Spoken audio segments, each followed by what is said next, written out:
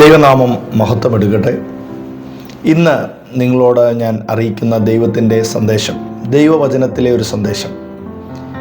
മർക്കോസ് എഴുതിയ സുവിശേഷം 5-ാം അധ്യായം അതിൻ്റെ 25 മുതൽ 34 വരെയുള്ള വാക്യങ്ങൾ വായിക്കുമ്പോൾ, ഒരു വ്യക്തിക്ക് യേശു സൗഖ്യവും സമാധാനവും നൽകുന്ന ഒരു കഥയാണ്, അല്ലെങ്കിൽ ഒരു ചരിത്രമാണ് അവിടെ രേഖപ്പെടുത്തിയിരിക്കുന്നത്. മർക്കോസ് എഴുതിയ സുവിശേഷം 5-ാം അധ്യായം അതിൻ്റെ 34-ാം വാക്യത്തിൽ യേശു ഒരു സ്ത്രീയോട് പറയുകയാണ്, അവൻ അവളോട്, മകളെ, നിൻ്റെ വിശ്വാസം നിന്നെ രക്ഷിച്ചിരിക്കുന്നു, സമാധാനത്തോടെ പോയി ബാധ ഒഴിഞ്ഞ് സ്വസ്ഥമായിരിക്കുക. അവിടെ യേശു ഒരു വ്യക്തിക്ക് സമാധാനം നൽകുന്നതായി, സ്വസ്ഥത നൽകുന്നതായി കാണുന്നു. നമുക്ക് നമ്മുടെ ജീവിതത്തിൽ, മനുഷ്യ ജീവിതത്തിൽ ഏറ്റവും പ്രധാനപ്പെട്ട ഒരു കാര്യമാണ് സമാധാനം, സ്വസ്ഥത.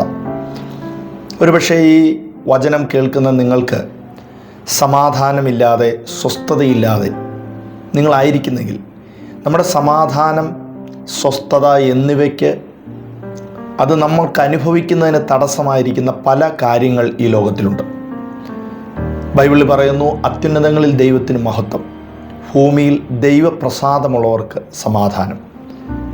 അപ്പോൾ ദൈവത്തെ പ്രസാദിപ്പിക്കുമ്പോൾ നമുക്ക് സമാധാനം ലഭിക്കുന്നു.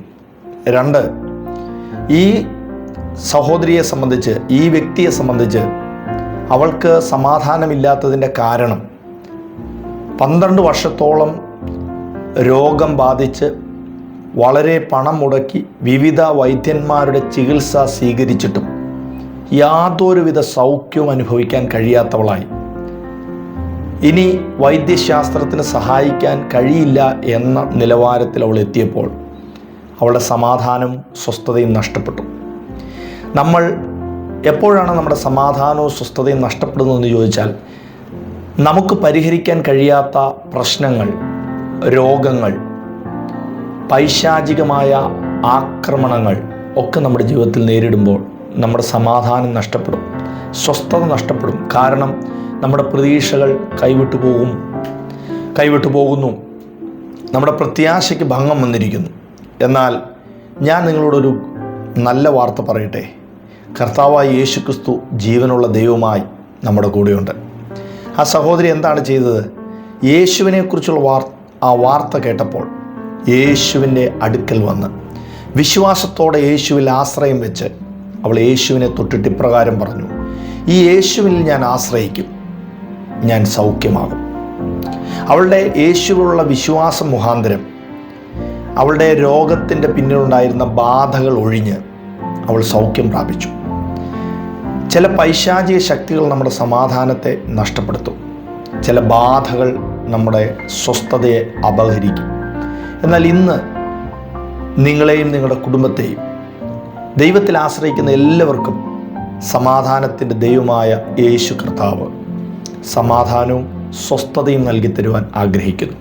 നിങ്ങളുടെ സ്വസ്ഥതയ്ക്ക് വിരോധമായി പാപമാകട്ടെ, നിങ്ങളുടെ സമാധാനത്തിന് തടസ്സമായി രോഗശക്തികളാകട്ടെ, ബാധകളാകട്ടെ, എത്ര വലിയ പ്രശ്നമാകട്ടെ, അത് മാറ്റി നിങ്ങൾ യേശുവിൽ ആശ്രയിക്കുന്നുവെങ്കിൽ, യേശുവിനെ വിശ്വസിക്കുന്നുവെങ്കിൽ, യേശുവിൻ്റെ ശക്തിയാൽ, യേശുവിൻ്റെ കരുണയാൽ നിങ്ങളെ പൂർണ്ണമായി സമാധാനത്തോടെ, സ്വസ്ഥതയോടെ ജീവിക്കത്തക്കവണ്ണം നിങ്ങളെ വിടുവിക്കുന്നവനാണ് കർത്താവായ യേശു ക്രിസ്തു.